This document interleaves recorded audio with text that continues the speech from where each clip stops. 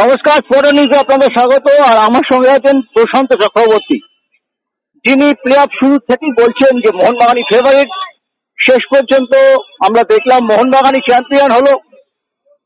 League শিল্ডের পর double করলো তারা। ব্যাঙ্গালোরের কাছে পিছিয়ে থেকে শেষ পর্যন্ত আমরা দেখলাম 2-1 গোলে জয়। ম্যাচের অতিরিক্ত সময় জেমি ম্যাকলারেন গোল করেছেন, তার আগে তিনি হ্যাট্রিকও করতে পারতেন। নির্ধারিত 90 মিনিটে কিন্তু প্রথম অর্ধে আউটপ্লেট হয়ে গিয়েছিল মোহনবাগান। দুটো হাফ চান্স পেয়েছিল 18 মিনিটের মধ্যে। তারপর কিন্তু মাঠ জুড়ে শুধু সুনীল ছেত্রীরা ছিলেন, বিশেষ করে নাগুয়েরা, পেগ্গ কোপা যেভাবে মাঝখানটা অপারেট করলেন, পুরো মোহনবাগান টিমটা চলে গেল, ভ্যানিশ হয়ে গিয়েছিল প্রায়। আবার কিন্তু সাহাল নামার পরে ম্যাচটা খুললো এবং আশিক কুড়ি যেন একটা বড় ভূমিকা নিল। পুরো ম্যাচটা স্টেডিয়ামে থেকে দেখেছে প্রশান্ত চক্রবর্তী। প্রশান্ত, তুমি ম্যাচটা কি বলবে, কিভাবে বিশ্লেষণ করবে তোমার চোখে? শনিবার এই জয় হচ্ছে মোহনবাগানের ঐতিহাসিক জয়, কারণ লিগ শিল্ড এবং আইএসএল কাপ একসাথে ঘরে তুললো। আমার ম্যাচ প্রিভিউটা আপনাদের এই চ্যানেলেই আমি বলেছিলাম যে আজকে ম্যাচটা কিন্তু মোহনবাগানের জন্য কঠিন হবে, কিন্তু মোহনবাগান জিতবে।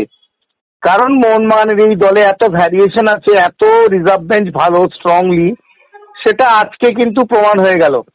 আমি বলছি না আমার প্রেডিকশনটা 100% কারেক্ট হয়েছে বলে, তাই নয়। আমি সারা বছর খেলা দেখেছি এই মোহনবাগান টিমের টেকনিক্যালি কোন জায়গায় স্ট্রেংথ এবং কোন জায়গায় উইকনেস। আমি যেহেতু কোচিং করি, আমার ভিউ থেকে মনে হয়েছে টেকনিক্যালি যে আজকের এই ম্যাচটা মোহনবাগানের জন্য কিন্তু কঠিন ম্যাচ, কিন্তু মোহনবাগান জিতবে। তার কারণ আমি বলেছিলাম একটাই কথা, আমার মনে হয়েছিল গেট স্টুয়ার্টকে আজকে আগে থেকে খেলানো হবে। আজকের যে দুটো চেঞ্জ হয়েছে তার মধ্যে আমার ব্যক্তিগতভাবে মনে হচ্ছে মনবীর একটু আজকের উইক ছিল। তার কারণ তার ইনজুরিটা অনেকটা খেলার পর কিন্তু সে ক্লান্ত হয়ে পড়েছিল।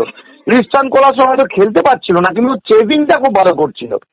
সেই জায়গায় যতক্ষণ না গেট স্টুয়ার্টকে আনা হয়েছে, মোহনবাগানে আজকে যে জায়গাটা আছে না, মোহনবাগানের মাঝমাঠটাতে বলটা হোল্ডিং মিডফিল্ডারের অভাব হচ্ছিল। সেই সুযোগে ব্যাঙ্গালোর চান্সগুলো পায় এবং বেশ কয়েকটা জায়গায় গোল করার মতো পরিস্থিতি তারা তৈরি করে ফেলেছিল। একদম ঠিক, কিন্তু দেখতে হবে গ্রেগ স্টুয়ার্টটাও তো পুরো 90 মিনিট বা 120 মিনিট খেলার মতো জায়গায় নেই। তাই জন্যই তিনি খুব ক্যালকুলেটিভ হতে গ্রেগ স্টুয়ার্টকে ব্যবহার করেছেন মলিনা। এটা আমাদের মাথায় রাখতে হবে। প্রশান্ত, তুমি কি বলতে? অবশ্যই, তার কারণ আমি গ্রেগ স্টুয়ার্টকে যে সময় নিয়ে এসছে, এবং আমি বলছি হয়তো 5 মিনিট কি 10 মিনিট আগে আনলে হয়তো এই মোহনবাগান হয়তো এক্সট্রা টাইম অব্দি ম্যাচটা যেত না। কারণ গ্রেগ স্টুয়ার্ট নামার পর মাঝ মাঠে বলটা ধরছিল বলেই সাহেল আব্দুল সামাদ এবং আশিক কুরনিয়ান দুজনে ফ্রেশ ব্রেকটা ইউজ করতে পেরেছে।